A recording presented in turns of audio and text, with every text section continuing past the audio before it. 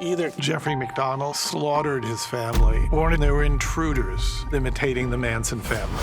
The mystery is about what happened in that house.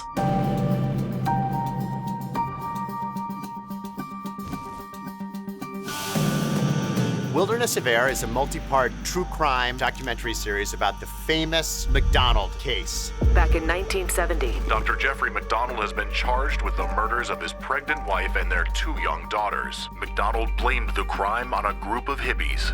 And what's unique about this series is that it makes the whole story come alive all over again.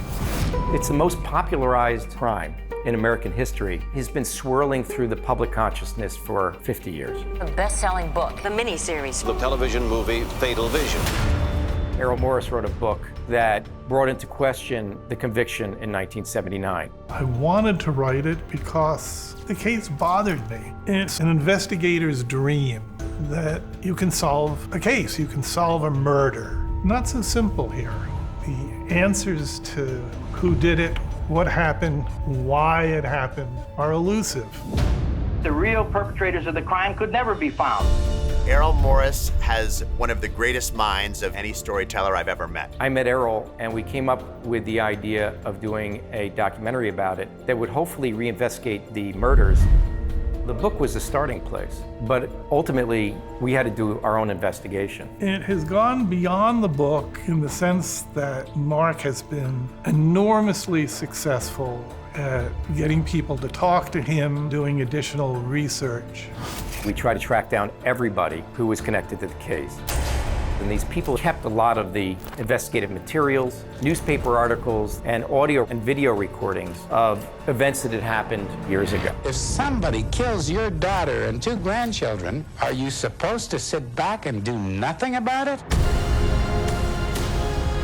This documentary takes a look at all these things. But it's not my job to tell the viewer what to think. It's my job to present all this stuff. It's imperative you have an open mind. Otherwise, you'll get caught into a bias that could affect your storytelling. And you have to try to tell this story in a neutral way. And that's what we did here. You feel that you should have the answer. You feel that you're close to the answer, but then it slips away. At the end of each episode, you're 100% convinced you know exactly what happened until the next episode, and you're 100% convinced the other way. It really started to raise questions in your mind. What were they doing? This case had so much publicity. It was on the headlines every day. There was all this storytelling swirling around 1970 when the murders happened, and 1979 when the trial happened, and 2012 when the evidentiary hearing happened. And we needed a way to tell the audience that there were multiple views from multiple outlets, multiple storytellers about these events. So we've created a new way of storytelling in true crime documentaries, using audio in a way that's never been used on television before. The crime scene handling by the Army is a primary example of a crime scene investigation gone mad.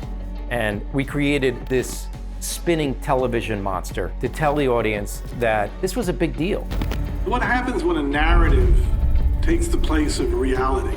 I was most impressed by Marc's dramatizations he did of the crime. He shot them as if they were from a narrative film. And as I looked to the right, I saw a woman. I said, what the hell is she doing here? And we used cinematic recreations because I thought putting the viewer in the era that we're examining was really important. The next thing I know, I heard some screaming. What a strange, strange, strange story. A product of the times, the craziness of the times. People are drawn to true crime because we can't imagine ourselves committing these crimes, but we're fascinated by it. When the stakes are high, we want answers. A family was brutally murdered. We want to know what happened, who did it, why.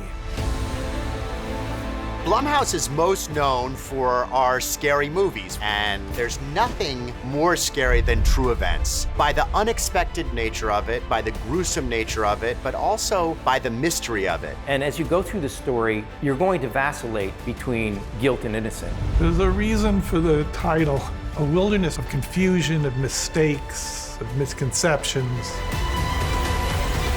a wilderness of error.